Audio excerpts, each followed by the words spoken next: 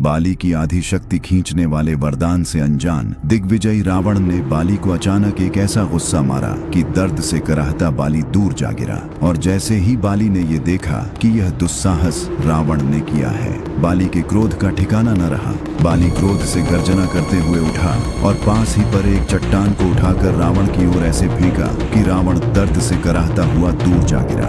बस फिर क्या था, बाली और रावण दोनों को समझ आ गया कि आज के युद्ध में विजय पाना आसान नहीं होगा। बाली और रावण दोनों ही तीव्र गति से गर्जना करते हुए अपनी पूरी शक्ति से प्रहार करने के लिए एक दूसरे की ओर बढ़ रहे थे। बाली अपनी विशाल गदा को ऐसे पकड़े दौड़ रहे थे कि एक ही गदा में रावण का अंत कर देंगे। वहीं रावण अपने हाथ में भगवान शिव से प्राप्त चंद्रहास खड्ग लिए ऐसे जा रहा था मानो एक ही प्रहार में बाली का सर धड़ से अलग कर देगा।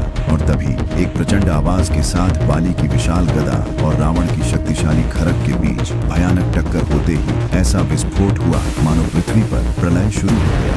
यह विस्फोट इतना भयानक था कि बाली तथा रावण दोनों ही उस विस्फोट से दूर जा गिरे। दोनों ने एक दूसरे को घूर कर देखा और रावण ने तुरंत अपनी माया से अग्नि के अनेक गोले को प्रकट कर बाली की ओर प्रहार कर दिया। और जैसे ही अग्नि के वे गोले बाली के ऊपर बरसने वाले थे, वैसे ही बाली ने अपने गदे को प्रणाम कर कोई मंत्र पढ़ा और तभी बाली के चारों ओर जल रूपी एक ऐसा सुरक्षा कवच बना जिसने कुछ ही समय में रावण के माया से आए सभी अग्नि के गोलों को नष्ट कर दिया। अपने अचूक प्रहार को नष्ट होता देख रावण ने अहंकार से गर्जना करते हुए एक भयानक काली गदा प्रकट की और बाली पर आक्रमण कर दिया। बाली ये देख थोड़ा संभले और अपनी गदा उठाकर रावण की ओर दौड़ पड़े। दोनों में भयंकर गदा युद्ध छिड़ गया। जब रावण गदा चलाता तो बाली अत्यंत चपलता से पीछे हटकर बच जाते और जब बाली गदा चलाता तो रावण तुरंत अपनी माया से आकाश में उड़कर बच जाता। फिर अगले ही पल रावण बाली के पीछे से आकर प्रहार कर देता। कभी रावण अपनी गदा से बाली पर ऐसा प्रहार करता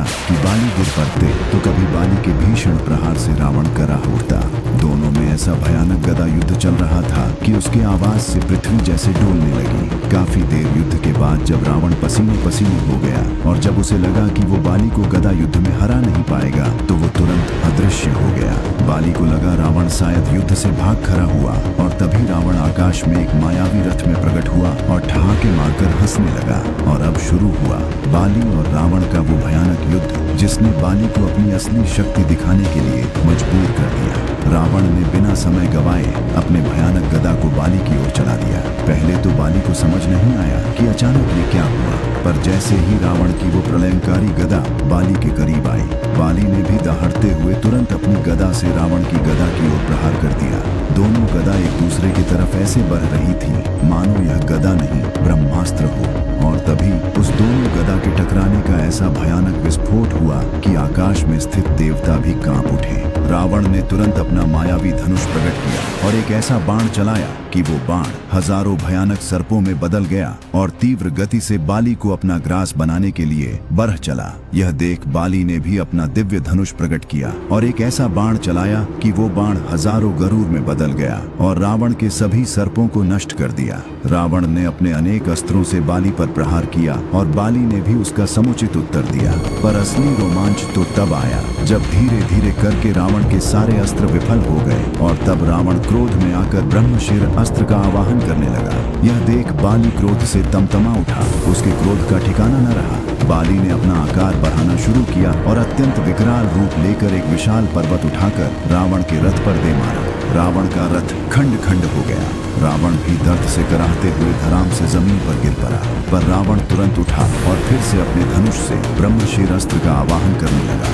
यह देख बाली ने रावण से बोला, अहंकारी रावण, तुम्हें अपनी शक्तियों पर बड़ा घमंड है ना? आज मैं तुम्हारी शक्तियां ही तुमसे छीन लेता हूँ। और फिर बाली कोई मंत्र पढ़ने लगा और अगले ही पल बाली के गले में एक अत्यंत ही दिव्य हार प्रकट हो गया। रावण यह देख सन्न रह गया। उसे समझ नहीं आ रहा था कि बाली अचानक इतना उग्र कैसे हो गया। और रावण बाली की आधी शक्ति खींचने वाली जिस बात को बस किस्सा मानता था, आज उसके सामने सत्य होता दिख रहा था। रावण यह सब सोच ही रहा था कि बाली ने एक हुंकार भरी और रावण की शक्तियां बाली के शरीर में जाने लगी।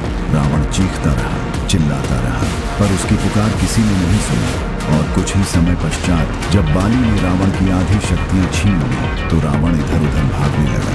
बाली का रूप इतना विशाल था कि रावण भाग भी नहीं पा रहा था। जैसे जैसे बाली काल की भांति रावण की ओर बढ़ रहा था, रावण का डर बढ़ता जा रहा था। अब रावण के शरीर में पहले जैसा बल भी नहीं रहा और बाली का शरीर दिव्य शक्तियों से चमक रहा था।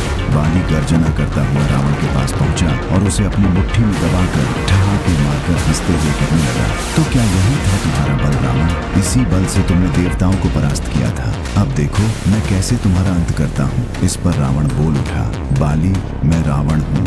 तुमने भले ही कुछ समय के लिए मुझे परास्त कर दिया है, पर मैं इसका बदला अवश्य लूंगा।